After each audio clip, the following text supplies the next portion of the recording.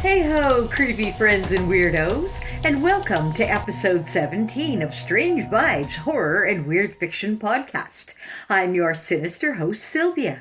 Tonight, we present the gripping conclusion of Charlie Walking Stick, written by D.W. Milton, and part 3 of our serial sci-fi, written and read by Brian Terrence. All links and author bios are in the description. You can hear part 1 of Charlie Walking Stick in episode 16. A brief summary. The blue team is determined to win the cup this year, but Piggy slows them down. When their teacher gives them an Edgar Allan Poe story as a reading assignment, they're intrigued by the concept. Based on good behavior and prompting from wealthy parents and benefactors, the headmaster retracted the threat to cancel the cup. An investigation led by the headmaster himself and a former alumnus reported the fire alarm was not a prank. Faulty wiring was the culprit, and the solution required rewiring. Everyone nodded. A local firm, also run by a former student, had hastily thrown up the building. No one was hurt, so no harm, no foul. Yet, as a result, the fire alarm was disabled, a safety hazard, which meant the dormitory would be closed. All the residents found themselves temporarily relocated to the old dormitory building during the repair. The next morning, as the chapel let out, the usual gangs congregated. Morris fumed. He wanted to mess with Piggy's head. Others were more concerned about the move. "My father will never tolerate this. I'm calling him at once," stated a high-pitched, overprivileged voice. "I heard someone died there," said another. That got their attention. The rest of the day, the school buzzed electric with rumor and morbid curiosity. A few even wondered aloud if ghosts were what caused the dormitory to close. Gossip was wildfire and imaginations unquenchable. In keeping with the mood, most of the underformers and a few of the seniors joined Mr. Fish to read ghost stories aloud before lights out. Although the rooms were assigned, last-minute deals brokered so that the end room on the left was the quarters of the members of the blue team, Jack, Simmons, Morris, and Piggy. Usually, the three would have excluded Piggy. This evening, there were other plans. Jack sat across from Simmons. "Did you bring the book?" Simmons nodded. "What book?" Morris furrowed his brow. "Never mind, just sit there and keep your trap shut until I tell you to say something. Got it?" Morris knew Jack was serious. Piggy was the last to return from the washroom, still wet from the shower. When he entered the room, his new roommates were sitting on their cots. Piggy noticed Jack studying a book. Jack glanced up at Piggy and then at the rest of the boys, to whom he gave a silent nod. All focused on Piggy, whose back was turned. He felt their eyes and began to get nervous. He slid his glasses up onto his nose. "Hey, Piggy, I mean Martin," Jack corrected himself. "In that story we had to read for Fish, they used hypnosis, right?" Piggy faltered. No one ever used his real name. "No, it's called mesmerism." Then tensed. He should never have corrected Jack. Why were they discussing schoolwork? Yeah, hypnosis, right," Piggy recanted. "It's called mesmerism in the story." Morris shifted, bored. "Ever tried it?" Jack raised an eyebrow. No, stammered Piggy. "Want to try it now?" "On me?" Piggy was terrified. What indecencies they could instruct him to do. "No, not on you, on Simmons. I need your help making sure I do it right." Piggy breathed easier. Jack was going to test it on his favorite lackey, not him. "Sure, why not?" Simmons agreed.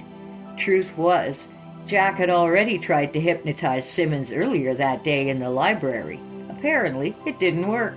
In fact, Jack thought the book the school librarian suggested was bogus. Jack asked Simmons to relax. Jack counted back from 10, then waited for the prescribed time before testing the strength of the trance, just as the book instructed.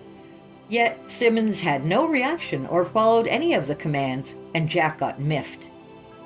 Out of total frustration, Jack snapped, "Say something, Eddie, or Charlie Walking Stick is going to get you." Jack hesitated, thinking of the earlier attempt, then handed Piggy the book. It seems simple, but follow along to see if I do anything wrong. Don't want to scramble Simmons's brains, especially since the cup is back on. Morris, get the lights. Jack handed Morris a flashlight and gave another to Piggy. Here, for the book, Martin. Piggy beamed. Twice Jack had used his real name.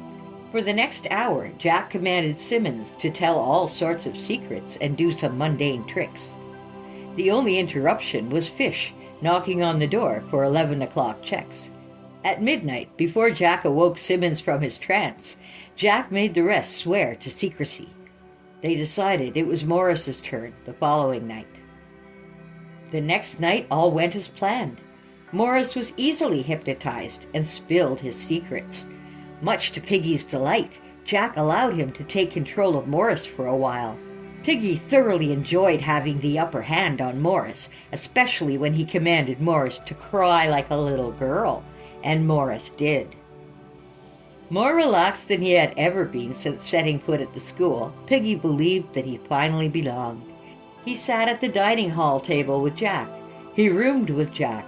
He was even privy to the private joke about Simmons's mortal fear of spiders, knowledge learned 2 nights ago. Then, the following evening, when it was his turn to be hypnotized, unease churned in his gut. Morris could hardly control himself. Now was his chance to get to the bottom of where that fat pig got his sweets and get payback for missing out on a good stomping due to that stupid fire alarm. His anticipation was evident. Jack growled, "Shut it, Morris. I am warning you. If you screw this up, everyone will know about you and your cousin Mary." "Second cousin," Morris whined. "I told you guys about that."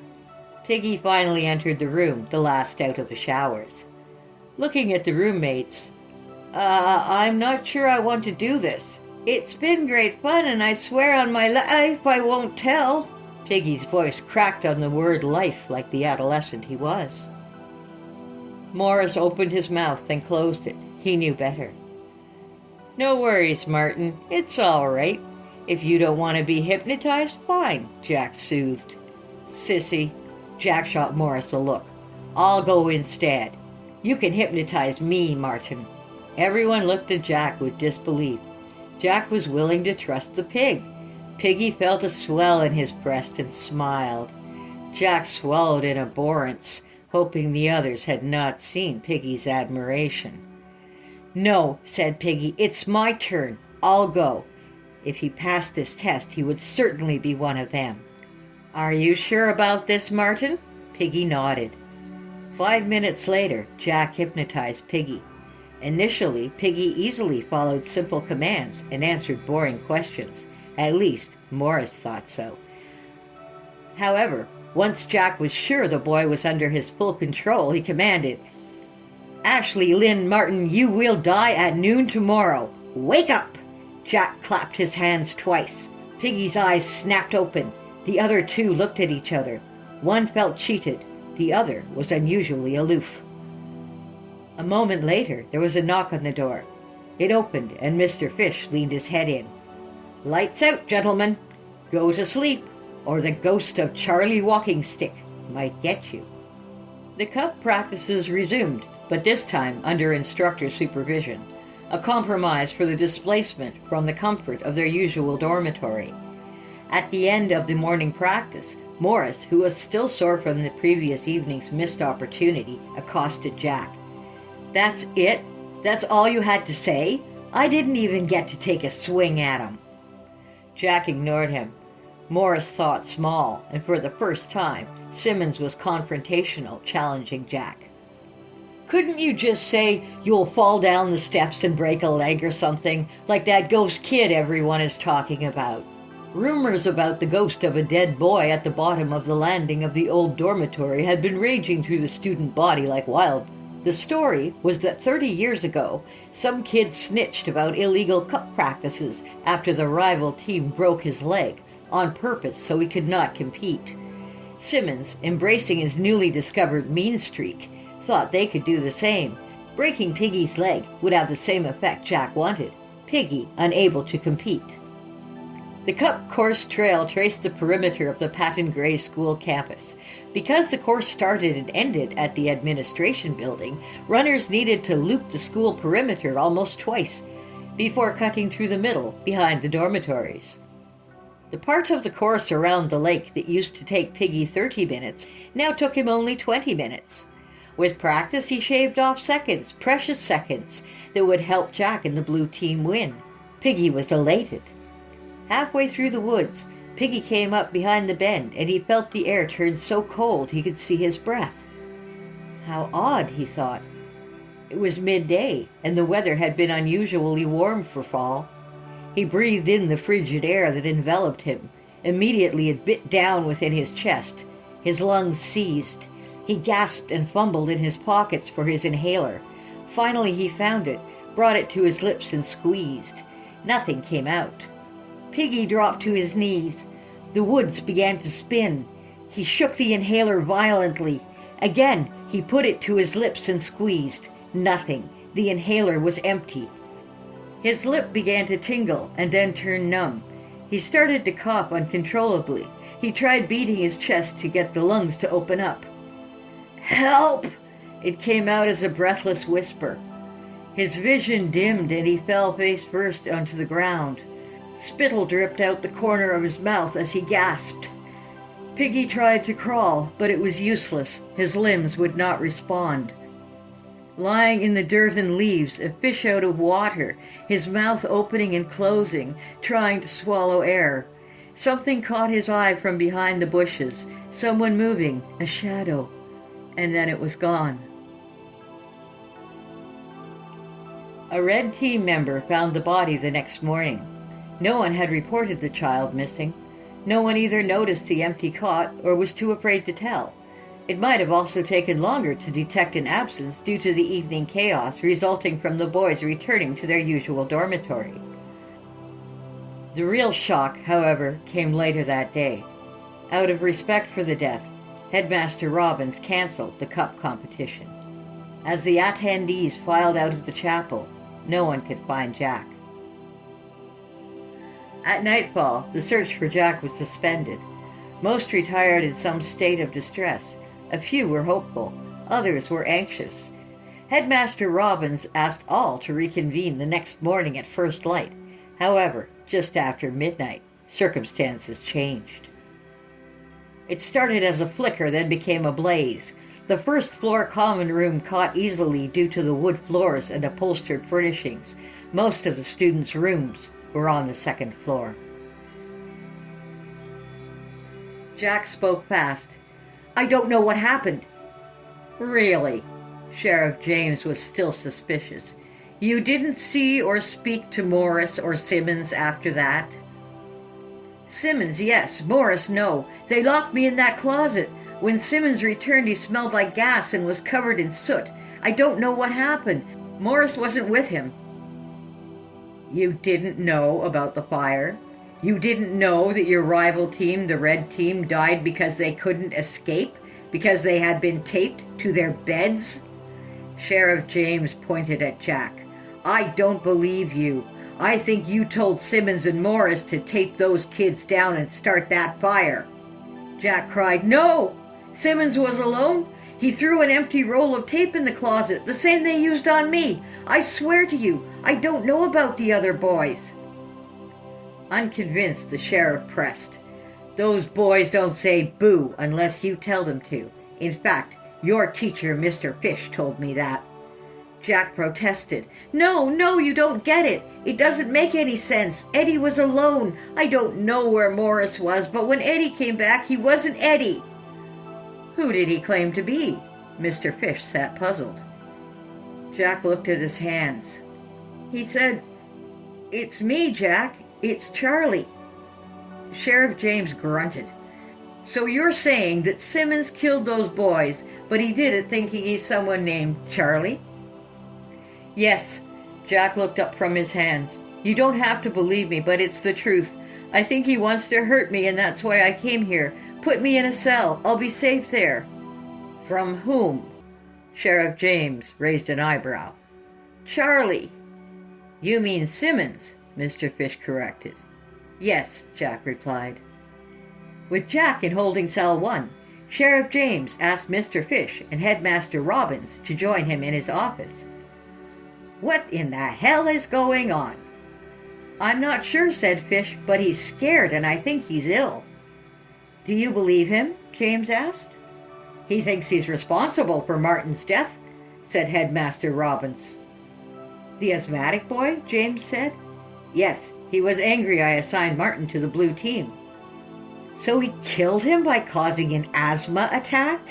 The sheriff was incredulous. "He claims to have replaced Martin's full inhaler for an empty one before the boy went to practice," said Fish. Sheriff James sat back. "Why?" "You heard him. To get Martin, off the team. There was a bet between his father and Eric Sorensen's father regarding which son's team would win the cup. Jack told me his father needed money." Sheriff James rocked in the old chair. "What about this other student named Charlie?" Headmaster Robbins shrugged. "In my year there was a Charles B. Walker. He died on campus. An accident. He fell down the stairs in the old dormitory building." "Charlie Walking Stick is real?" exclaimed Mr. Fish. "He's just a school ghost story. I would tell the boys if they don't turn out the lights, Charlie Walking Stick will get them."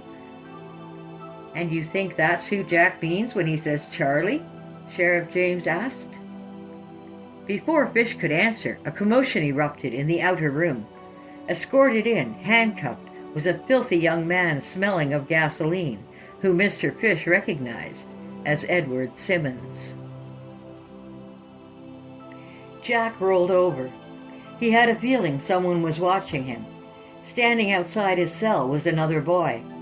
Panic rising, Jack closed his eyes, took a breath, and opened his eyes. The boy was still there.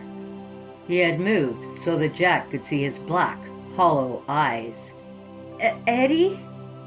"No," it replied slowly. "Your friends are gone, Jack." Jack realized he was in grave danger. "You are not my friend.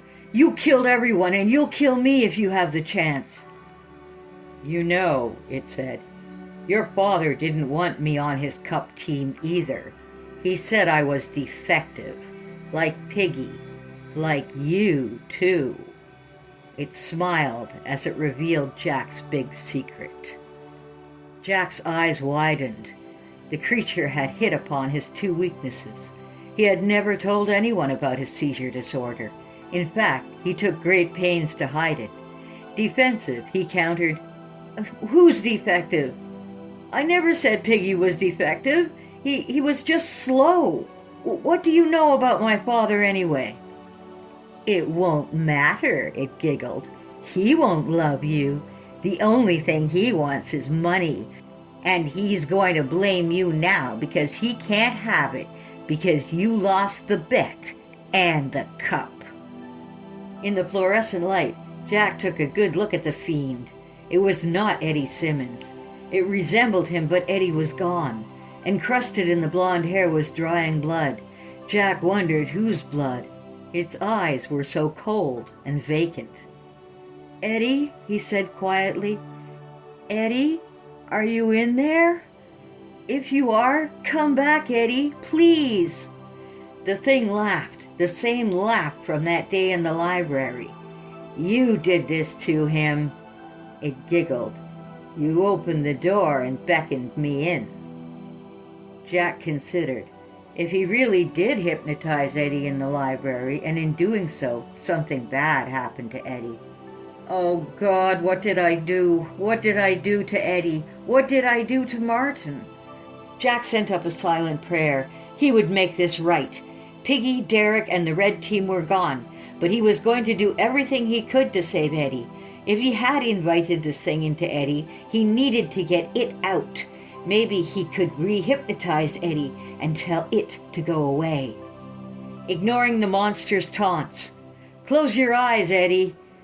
Jack tried to remember what the book said. "Take a deep breath. Relax your mind." The thing laughed, an empty sound, hollow, echoing from a faraway place. Chills ran down Jack's spine. "You can't send me away. I am as much Simmons as I am Charlie as I am you. Jack remembered he counted down from 10. 10, 9, 8, 7, he began. It sneered. Jack continued. 6, 5, 4. You think that will work on me? I am Rage Boy, your Rage, Charlie's Rage, Simmons's Rage. It thrashed outside the cell. I am Fury, I am Vengeance. It growled. You are as bad as that father of yours, too proud to lose. He killed Charlie, just like you killed that little piggy. No, I only wanted to scare him. Jack couldn't stop himself. The creature behind the opposite set of bars was no longer recognizable as human. It mocked Jack. I didn't mean to. I didn't mean to. I take it back, Eddie. Charlie Walking Stick cannot get you because he isn't real. Jack closed his eyes. 3, 2, 1. He clapped his hands twice. Finally, a voice whispered, Jack, why did you do this to me? Jack opened his eyes. Eddie? Is that you? Even with the bloodied hair and filthy clothes, Jack recognized his friend. Eddie, Jack sobbed, I'm so sorry for everything. He made me burn them. Eddie shook his head slowly. I burnt them all. Tears streamed from his blue eyes. I'm so sorry, Eddie, Jack pleaded. I didn't know what Charlie was. And now you do. Eddie's eyes were no longer their beautiful robin's egg blue. The door to the cell blocks was a typical fire door with heavy hinges and alarm activated. Undeterred, Headmaster Marshall Robbins pushed through. Robbins recognized the boy in cell 1. Jack looked terrified, mesmerized by the dark corner at the back of the block. A child's voice seeped from the darkness. Hello, Marshall. It's been a long time. The headmaster knew that voice. As Marshall Robbins stepped past, Jack reached out. Don't go back there. That's what it wants you to do. Within the cell block, the air froze, a frigid blast as if something slipped by. Jack watched in horror as his possessed friend grew to meet the headmaster's 6'5" height. His fingers elongated to talons, which seized Robbins's throat and began to squeeze. The empty eyes looked directly into Marshall's. Do you remember me? The headmaster struggled with a vague memory, one he had fought hard to forget. You tormented me. You killed me. The headmaster managed a grunt resembling, No! It squeezed tighter. Charlie, I'm sorry, whispered a dying Robbins. Let him go. Jack clapped his hands twice. Eddie, you are no longer Charlie Walking Stick. A dull crack, and the headmaster's head lolled to the side. The creature dropped him. Eddie, fight it! The creature's eyes switched from black to blue. Jack saw the battle. That's it! Take back control! The beast shrieked in frustration and rage. It shoved its razor claws into Eddie's eyes, scooping each from the socket, then dropping the bloody orbs to the floor. Then the talons tore out the tongue and thrust the meat into its gaping mouth to swallow it. Eddie! Jack mourned his mutilated friend, his heart pounding irregularly. As he sobbed, darkness closed in. Eyes rolling back in his head, he collapsed. Hearing the commotion, Sheriff James and Mr. Fish burst onto the cell block to see Headmaster Robbins's crumpled corpse, Jack fallen in cell 1, and something neither adult could later describe. Oh my God, uttered Mr. Fish. When asked, Mr. Fish could only reply that it reminded him of the Edgar Allan Poe story he had recently assigned to his senior literature class. For oozing from poor Eddie Simmons' body was a rotted liquid mass of loathsome, detestable putrescence. You can read this and other uncanny stories in Strange Vibes Weird Fiction Anthology, Volume 2. And now, here's Brian. All the World's a Grave, written and narrated by Brian Terence, Part 3. The visitor showed the man where he could find the materials he needed. It was a short distance from the graveyard of his awakening. He didn't know what else to call it. The library was a large mock Greek-style structure with columns and ornate carvings on the front. There was the feel of long neglect, small weeds poking up through cracks in the stone steps, everything covered in the ubiquitous nanodust. The rotating glass doors appeared intact, but they squeaked and groaned as he opened them. He entered the stale and musty space beyond. There was little evidence of looting or mindless violence. Why would anyone loot a library? "How do I get power for the computers?" the man asked the visitor. "Solar panels. They are working. I checked this building out before I restored you, but I don't know how to work your technology and the cultural references are meaningless to me." The man walked over to the display. There was a keyboard and other peripherals that he didn't recognize. Computer technology moved so fast that in the few years since his death until the moment the whole world died, things had moved quickly. The visitor stood nearby, examining the dusty shelves as though feigning interest. The computer started up, although it made an unpleasant grating noise and blew a lot of dust out the rear vents. Overheating could be a real issue if he stayed working on this terminal for too long, so he did a test boot on several others while waiting for the first to finish loading up. Starting up the three nearest, two didn't work, but he had at least one spare. He'd use both simultaneously to improve his chances. "Is the internet working?" he asked the visitor absent-mindedly. "What's an internet?" the visitor replied. "I haven't visited your world for more than 1,000 years. I'm not familiar with your technology. Of all the races I've encountered, you are by far the most technologically adept. You make fast progress technologically. But I note that it doesn't always bring you happiness." The visitor's face had an odd expression for a fleeting moment, but it was so unpleasant to even glance at the visitor's face. The man could have been mistaken, but just for the briefest moment, the visitor appeared pleased that mankind's technological rush didn't bring them happiness. But maybe he was wrong. The man began to open various news outlets he remembered from his day. But many just didn't work at all. No power to the server was his guess, since websites no longer existed, but enough did for him to begin to build a picture of what had happened some years after his death. It had happened very fast. The web pages, some of which had been continuously updated until the day the journalists were absorbed, to use the visitor's euphemistic phrase, revealed a horrifying story. Initially it had looked like a golden age, an end to want and hunger, a technology that would process waste and turn it into something useful. Nano-robots working to configure material on an atomic level to transform it from rubbish into food or something else practical. But some weren't happy. The idea of unlimited free food, medicines and a golden age didn't fit with those with vested interests in keeping people hungry and desperate. The man had a momentary flash of thought, a recollection of the loaves and fishes he'd read about in a Bible story as a child. He glanced at the visitor. Had that been him or her? He thought of him as a him, but neither tag made any meaningful sense.